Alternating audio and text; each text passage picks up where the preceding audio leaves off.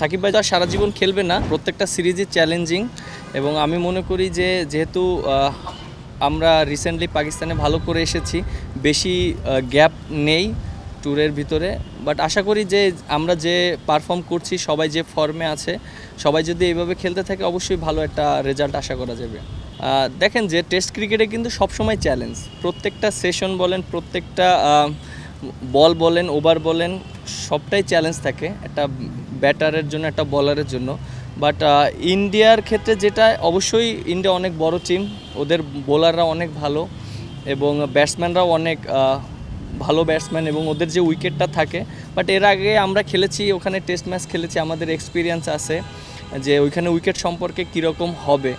আমার কাছে মনে হয় যে উইকেট অনেক ভালো থাকবে এবং আশা করি যদি আমরা যে কমিটমেন্টে আছি, যেভাবে খেলছি, এভাবে যদি থাকি, রেজাল্ট না চিন্তা করে যদি পারফর্ম করার চেষ্টা করি, end of the day result কিন্তু তখন আসে। আপনি দেখেন যে একটা টিমে যদি দুইটা অলরাউন্ডার খেলে, এটা টিমের জন্য অনেক অ্যাডভান্টেজ থাকে।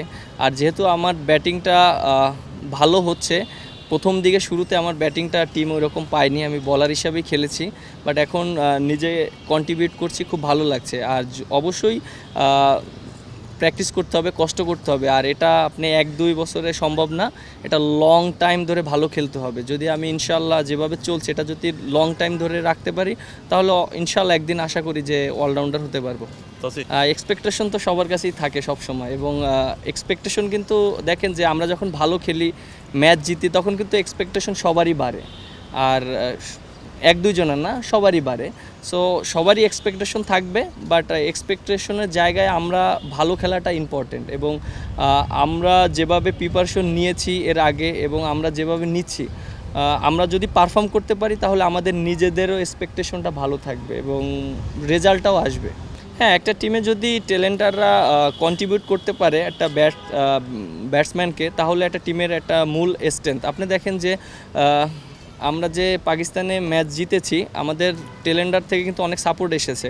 বিশেষ করে আমি লেট অর্ডার ব্যাটিং করি, আমার কাছ থেকে যেটা এসেছে, বা তারপর হাসান মাহমুদ যে ইনিংসটা খেলেছে, ওটা কিন্তু আমাদের জন্য একটা ইম্প্যাক্ট ইনিংস ছিল, কারণ লিটন দাস প্রায় 2 ঘন্টা ব্যাটিং করেছে, ওখানে কিন্তু প্রায় 70 রানের একটা পার্টনারশিপ হয়েছে। এটা অনেক ইম্পর্টেন্ট একটা টিমের জন্য, জেতার জন্য। এর আগেও আমি বলেছি, একটা টিমে যদি অলরাউন্ডার থাকে, একটা টিমের জন্য অনেক অ্যাডভান্টেজ। আর যেহেতু সাকিব ভাই আমি দুজনই খেলছি, টিমের দুজনই ইম্পর্টেন্ট রোল প্লে করছে। সাকিব ভাই বোলিং করছে এবং ব্যাটিং করছে, আমিও ব্যাটিং করছি, বোলিং করছি।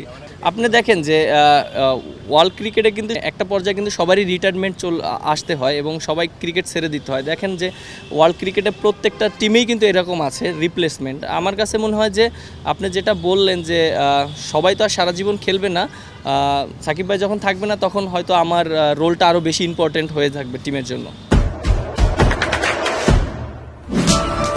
দেশে দেশে সবার সাথে দ্য নিউজ।